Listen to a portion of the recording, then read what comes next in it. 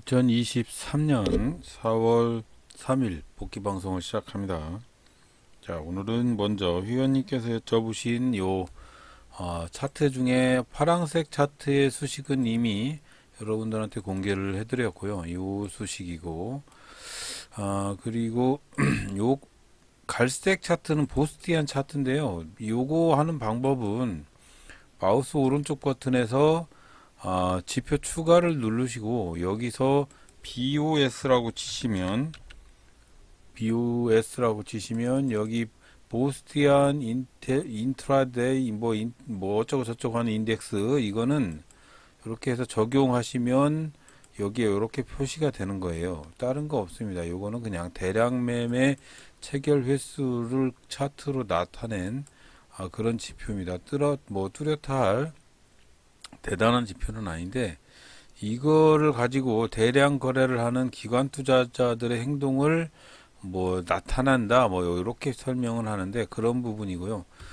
차트에서 마우스 오른쪽 버튼을 누르셔서 그렇게 만들어서 사용을 해도 되고 아니면 여기를 누르셔서 여기서 BOS 치어가지고 BOS를 치면 또 똑같이 나옵니다. BOS 그렇게 치해서 검색을 누르면 보스티안 인텔리데이 이게 나오죠. 이걸 클릭을 해서 여기에서 나오는 요거를 이렇게 클릭을 해서 사용을 하셔도 되는 겁니다.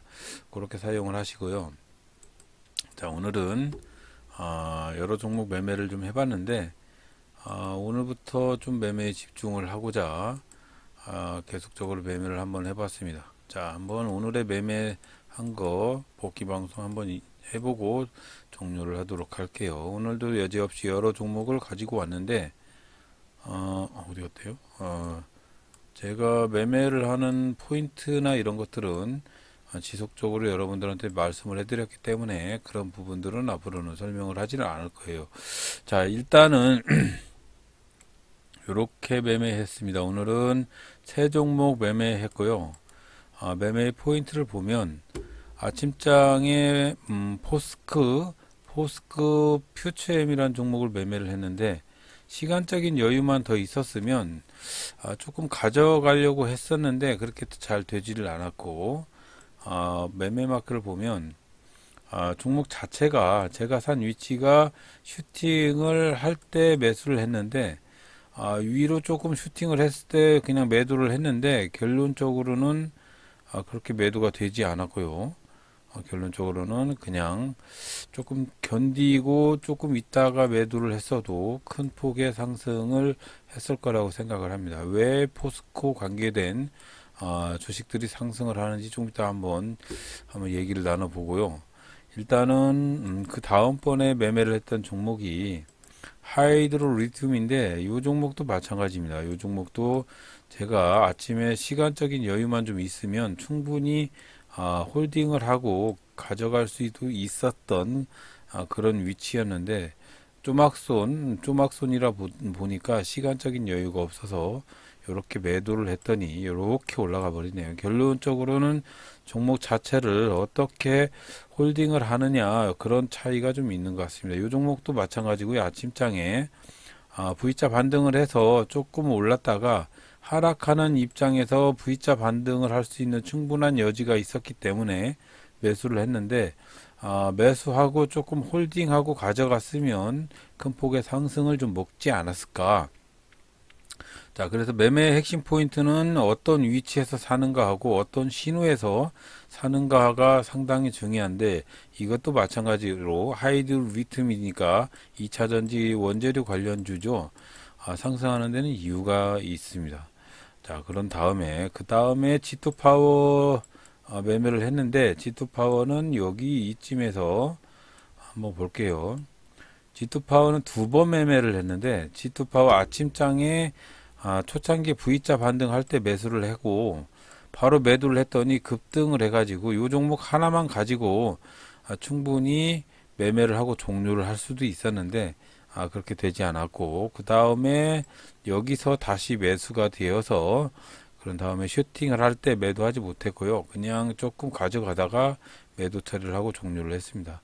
그래서 오늘 0.76% 수익 보고 정리를 했고 G2 파워는 1.65, 하이드로 리튬이 상당히 아깝네요.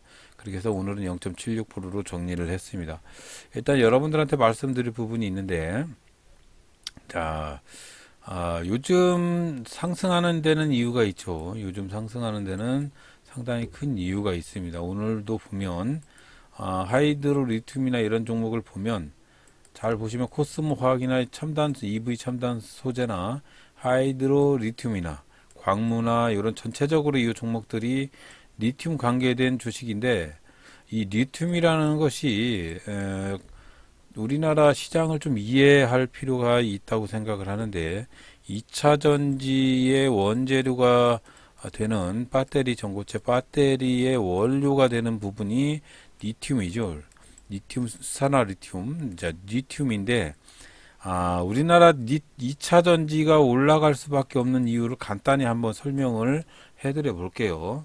자, 우리나라 지금 전기차 시장이 앞으로는 더 커질 건데, 지금, 우리나라 전체 아파트나 뭐 이런 여러 시설들의 의무 비율이란 게 있어요. 의무 비율인데, 전 세대의 3%에서 지금 5%로 상향이 될 거예요. 됐는지도 모르겠네. 자, 이렇게 되면 지금 전체적인 대수가 전기차가 3%에서 5%뭐 이렇게 수급을 하고 있으면 전체적인 시장이 우리나라 전체 시장이 한 70%가 전기차가 된다고 보았을 때 이때를 한번 생각을 해보시면 이때 배터리라는 원료가 상당히 지금에 비해서 엄청나게 상승을 할 수밖에 없는 시장이고 아마도 뭐 LG 에너지 솔루션이나 포스코 홀딩스나 뭐 이런 주식들 포스코 엠텍이나 그거 SK온이나 뭐 SK 이노베이션 뭐 이런 것들 SK 이노베이션 아니네. 자, 이렇게 해서 배터리 관련된 배터리 관련된 주식 중에 보면 에코프로 BM이나 에코프로나 뭐 펫 배터리나 뭐 성일 아이텍이나 이런 전체적인 주식 시장이 지금 시장이 예를 들어서 40조, 50조 막 그런다고요. 그러면 이게 2030년 이후로 2040년, 50년이 되면 400조, 500조가 됩니다. 그러면 지금의 주식이 결코 비싼 것은 아니죠. 그 순원리를 보다 보면 우리나라 전체 시장의 전기차가 점유하는 비율이 지금의 70%가 되다 보면 엄청난 전기차 시장이 활성화가 될 수밖에 없다. 왜 그러냐면 전기차를 몰아보지 않은 사람은 알 수가 없어요. 왜 그러냐면 제가 내연기관차 산타페를 몰았을 때 한 달에 기름값이 한 60에서 70만 원 정도가 나왔어요.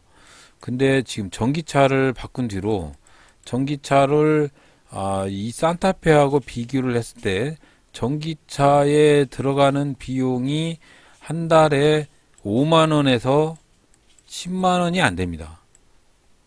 생각해 보십시오. 한 달에 60만 원, 70만 원 들어가던 기름값이 5만 원밖에 안 들어간다고 생각을 해보세요.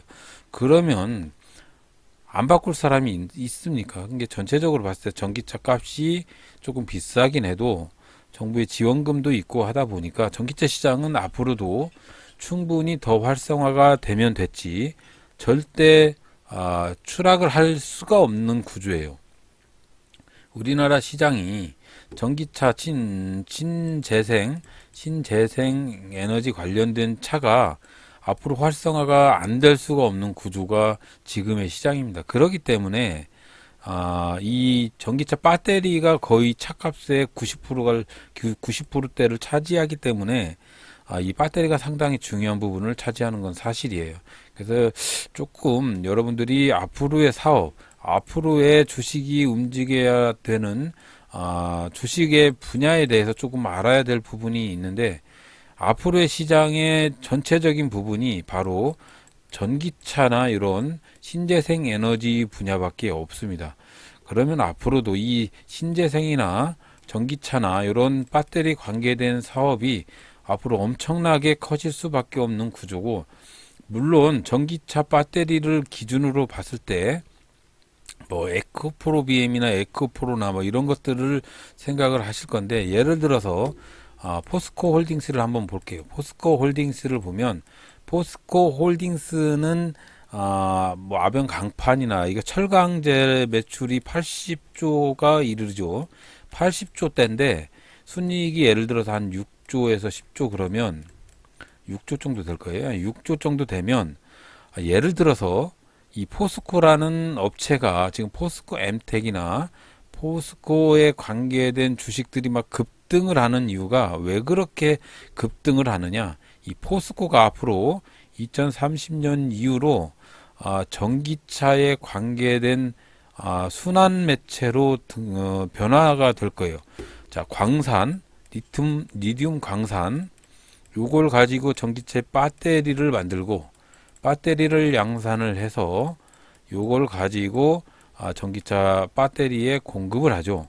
근데 요렇게 선순환 광산이 있고 배터리를 만들고 공급을 하는 요 순환에서 나오는 폐 배터리도 다시 재생을 하는 요런 순환을 하는 업체가 포스코 홀딩스하고 뭐 LG에너지 솔루션이나 뭐 LG에 관계된 주식이나 그런 주식이 있겠죠. 그래서 앞으로 산업이 포스코가 아변 강판이나 이런 철강제로 80조를 매출을 해서 6조의 순이익을 한다고 보면, 앞으로 이 포스코가 리튬이나 이런 광산을 이용을 해서 매출 자체를 증가를 시키다 보면 이 80조가 아마도 제가 생각하는 뭐 400조가 될 수도 있죠.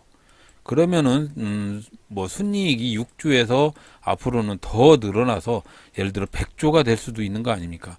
그래서 이런 관계된 주식들이 상승을 할 수밖에 없는 구조예요. 그래서 앞으로도 이런 주식들이 계속 상승을 할 수밖에 없는 구조고, 전반적으로 보면 리튬이라는 이런 광물이 지금 몇 년 전에 비해서 가격이 7배에서 8배 올랐습니다. 그러면 이렇게 오를 수밖에 없는 구조가 앞으로도 주식이 오를 수밖에 없는 구조고, 이런 신재생 관계된 주식들이 올라갈 수밖에 없는 구조죠. 그렇게 하다 보니까 주식이 올라가는 것이고, G2 파워나 이런 관계된 원전 관계된 주식들이 올라가는 이유는 얼마 전에 탄소 감축에 대해서 조금 비율을 줄였습니다. 요 비율을 우리가 탄소를 예를 들어서 한 30% 감축을 해야 되면 한 15%만 감축을 하고, 나머지 이 15%에 대한 부분을 원전이라는 거를 새로 만들어서 이런 부분을 감축을 하는데 여기서 기여를 하겠다. 뭐 이런 뉴스가 나오다 보니까 오늘의 테마는 리튬 관계된 배터리 관계된 전기차 관계된 테마, 2차 전지 관계된 테마하고 원전 관계된 테마들이 올라갈 수밖에 없는 그런 상황이었던 것 같습니다.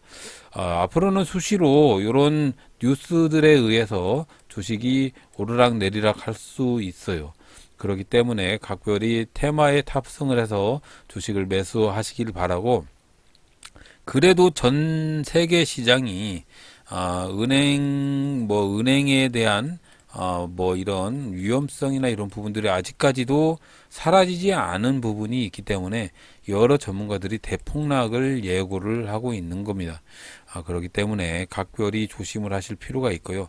앞으로는 주식을 뭐 과감하게 투자를 하는 것도 좋은데, 과감히 이 테마 선순환을 잘 보시고 테마에 관계된 주식을 잘 선취매를 하시기를 바랍니다. 자, 오늘도 뭐 큰 수익은 하지 못했지만 5월에 테스트하는 기간을 4월에 테스트를 한 번 더 거치려고 제가 다시 세팅을 500으로 해서 다시 진입을 한 상태인데, 요놈을 가지고 이번 달에 충분히 수익을 얻으면 다음 달에는 더블로 올리고, 다음 달에는 더블로 올리고 뭐 이런 식으로 올리려고 하거든요.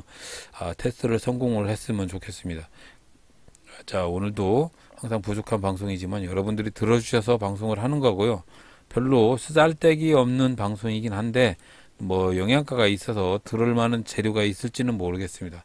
하지만 필요하시다면 한번 들어보시고, 앞으로는 계속적으로 많은 지표나 이런 것들을 열심히 여러분들한테 전달을 해드리도록 하겠습니다. 자, 오늘도 들어주셔서 대단히 감사합니다.